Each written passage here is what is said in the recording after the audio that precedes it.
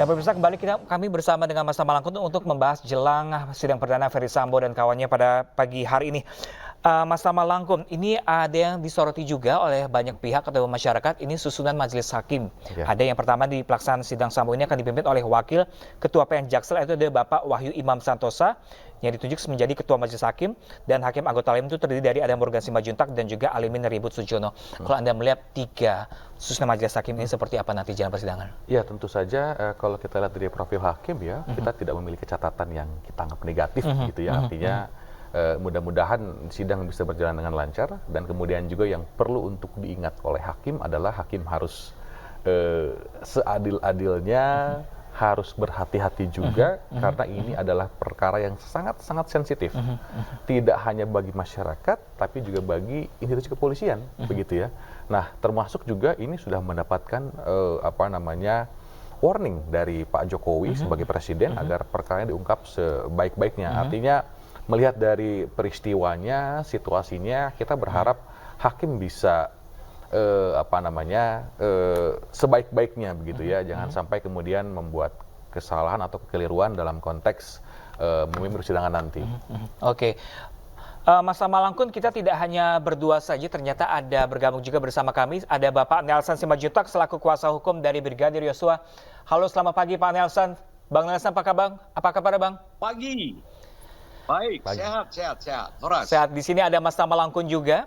Selamat pagi, Pak. Pak Nelson, bagaimana semangatnya untuk sidang perdana pada hari ini?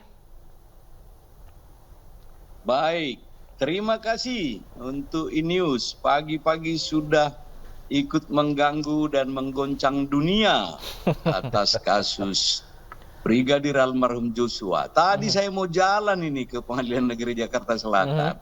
Tiba-tiba harus di bel, standby, perintah, siap, saya bilang.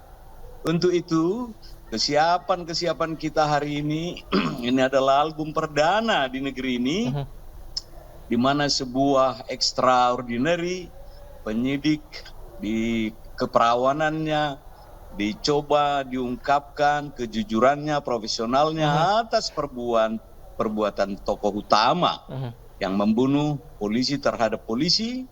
Kita akan saksikan kebenaran material sesuai dengan perintah Undang-Undang Dasar 45, negara hukum harus kita dengung-dengungkan.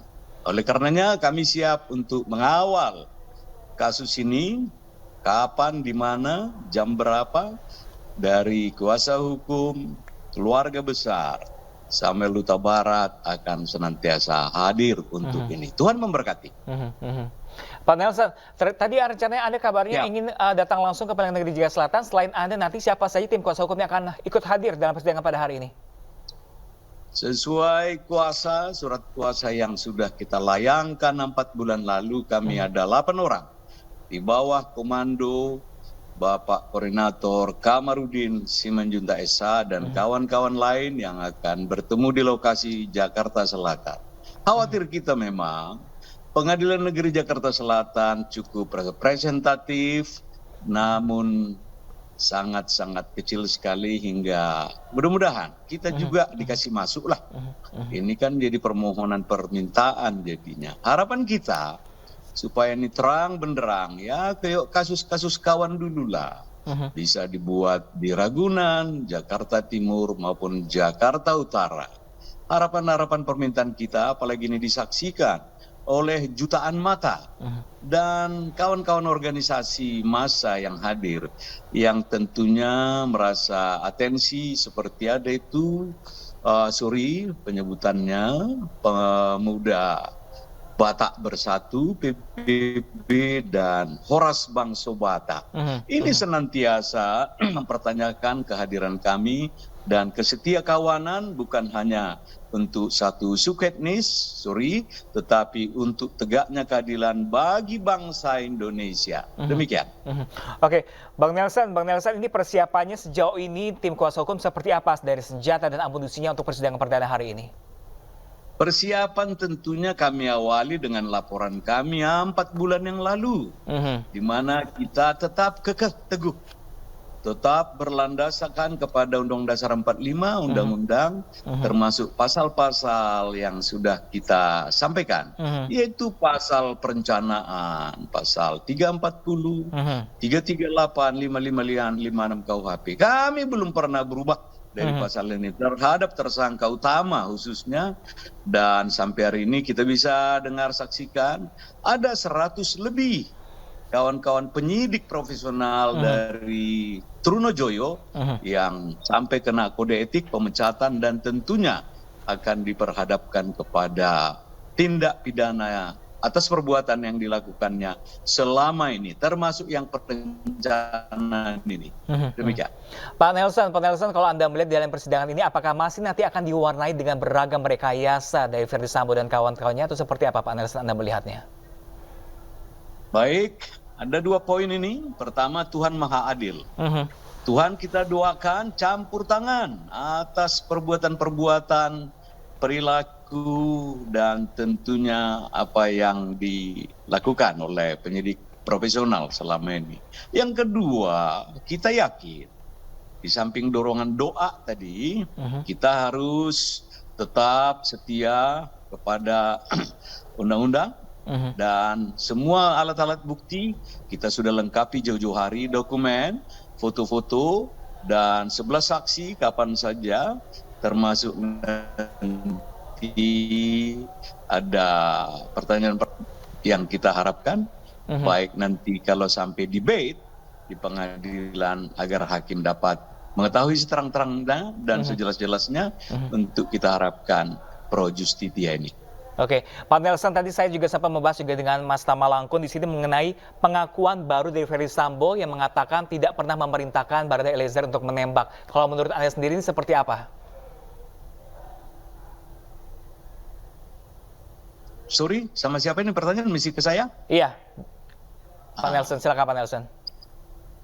Baik, ini adalah lagu lama yang terpotong, yang dihidupkan kembali, dan tentunya saya penganut lagu, saya kutip Ahmad Albar, dunia panggung sandiwara. Tentunya itu pasal 340 jangan dirubah-rubah, jangan dimiring-miringkan, jangan ditambahi, jangan dikurangi. Ini yang harus kita telusuri tetap. Kalaulah dari awal, kita bisa lihat itu.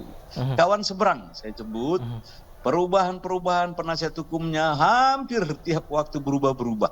Dengan statement yang tentunya berubah-berubah, agar penyimpangan perubahan terhadap pasal 340 ini bisa digantikan. Bagi kita tidak.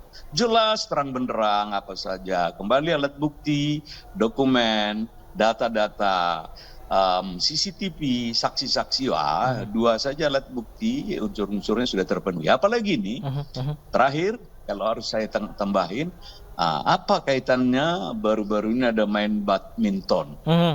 Objektif apa lagi yang mau disajikan untuk hal-hal tadi? Sementara ini sudah terang benderang, ada alasan pemaaf, sudah mengaku salah dan sebagainya. Nah, tiba-tiba di persimpangan lampu merah, belum hijau sudah harus ditabrak lagi lampu merah ini. Kita ikuti saja dulu.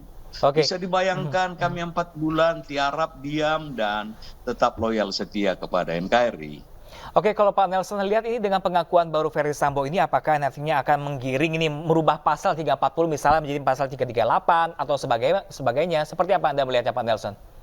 Semua bisa terjadi. Semua bisa terjadi. Saya harus kabarkan, Undang-Undang Dasar 45 aja sudah 4 kali kita amandemen. Tapi mata dunia, mata masyarakat Indonesia, doa, ini doa asli ya, bukan doa yang lain, dan dokumen-dokumen alat bukti saksi-saksi, harapan kita ya kalau berdusta, hukumannya bukan hanya tidak dapat surgawi. Begitu terlihat, kalau saya secara pribadi, bukan hanya sebagai penasihat hukum, ahli hukum, tetapi kalau yang menyimpang, upaya saya ya, bibirnya gatal-gatal itu aja.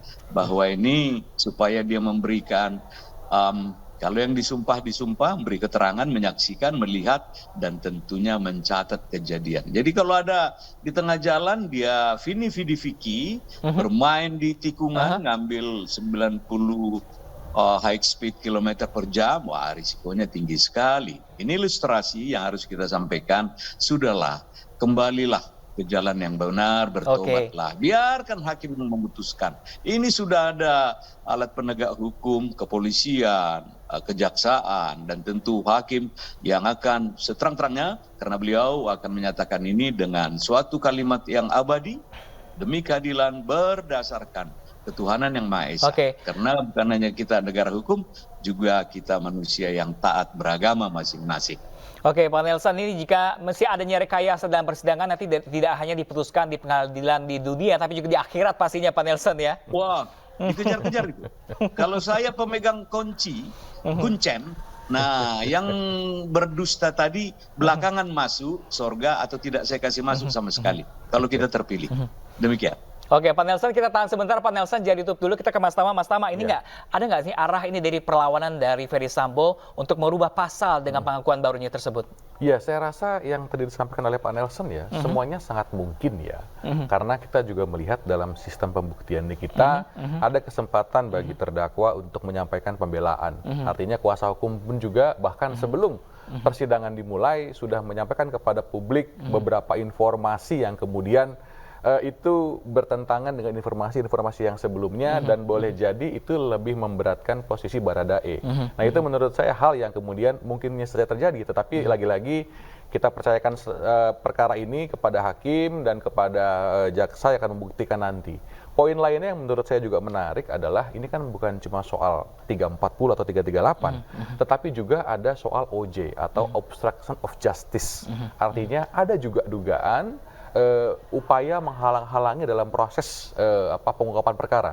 Nah ini menurut saya juga tentu akan membuat persidangan ini semakin menarik dan tentu saja apabila terbukti tentu saja akan menjadi faktor yang memberatkan kepada para terpidana apabila perkara yang terbukti di persidangan nanti. Jadi memang ini masih banyak sekali hal-hal yang mungkin saja terjadi, kemudian juga ruang-ruang, peluang-peluang baik dalam konteks nanti tuntutan dari jaksa, upaya pembuktian maupun upaya dari pembelaan pihak dari Ferdy Sambo dan kawan-kawan. Oke, kalau Pak Nelson lihat ini 4 lawan 1, seakan-akan seperti itu Pak Nelson. Seperti apa nih Ferdy Sambo, Ibu PC, Kuat Ma'ruf dan Ricky Rizal melawan Barada Eliezer. Kira-kira seperti apa nanti jalan nanti Pak Nelson Anda melihatnya? Kalau ilustrasi 4 lawan 1 ini bagaikan sebuah cerita realisasi lama antara Goliat dan tentunya David ya. Di dunia zaman dulu dan dunia nyata semua serba bisa terjadi. Saya dengan sahabat kami tadi dari Bapak Skori dari Perindo, divisi hukumnya, apapun itu, hukum kita ini bukan statis, tetapi dynamic. Tinggal siapa the role play, siapa pemainnya. Apakah dia ikut berdoa atau dorongan amplop? Ini ada 2 poin yang tentunya kita harapkan. Janganlah ini terjadi lagi ke depan, sudah banyak sekali. Saya selalu paling rutin teriak-teriak itu. Kalau memang standar SOP, kawan penyidik yang profesional dan kawan yang membuat orang menjadi terdakwa, meja bundar kita sebut atau kawan-kawan di kejaksaan, apa yang terjadi? Kalau ada masyarakat kecil mencuri sepatu di tempat ibadah, langsung dikasihkan baju orange, kemarin ada baju merah. Nah kalau yang ini kok lama kali putar-putar, kalau Pak Samuel katakan seperti gasing. Mau kemana lagi kita meluruskan benang merah yang sudah ruwet ini?